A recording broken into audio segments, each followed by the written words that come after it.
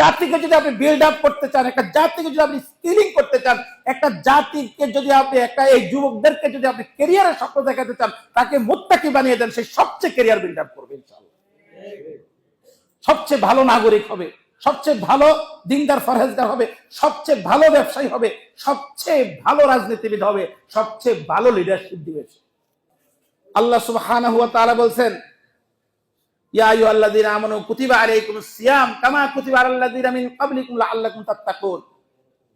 হে মুমিনরা, রমজান মাস, এই মাসে রোজা রাখা এটা তোমাদের জন্য ফরজ করা হয়েছে। আগের যুগের উম্মতের জন্য করা হয়েছিল। কেন করা হয়েছে? কারণ অবজেক্টিভটা কি? তোমরা যেন মুত্তাকি হতে পারো। মুত্তাকি হতে চাই কিনা আমরা ভাইরা?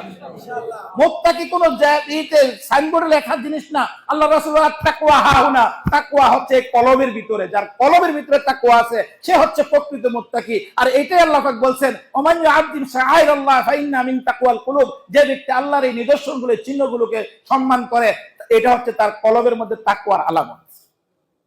আমরা কোরআন ওয়ালাকে পছন্দ করি কিনা, আমরা মসজিদ মাদ্রাসা ভালোবাসি কিনা, আমরা দিন পছন্দ করি কিনা, আমরা বাংলাদেশে দিন কায়েম হোক, ইসলাম কায়েম হোক, ইসলামের রাষ্ট্র দিয়ে ইসলামী শরিয়া গুলো বাস্তবায়ন হোক, এইটা আমরা পছন্দ করি কিনা, এইটা হচ্ছে আইকনিক একটা বিষয়। এইটাই হচ্ছে আমার আইডেন্টিটি এবং এইটাই হচ্ছে আমার থার্মোমিটার। আমার মধ্যে তাকওয়া আছে না নাই নিজেকে জিজ্ঞাসা করেন, আপনি এটা পছন্দ করেন কিনা যে বাংলাদেশে ইসলাম কায়েম হোক। নিজেকে জিজ্ঞাসা করেন, ইস্তাফতি আন নাফসিক আন কালবিক, নিজেকে নিজে প্রশ্ন করেন।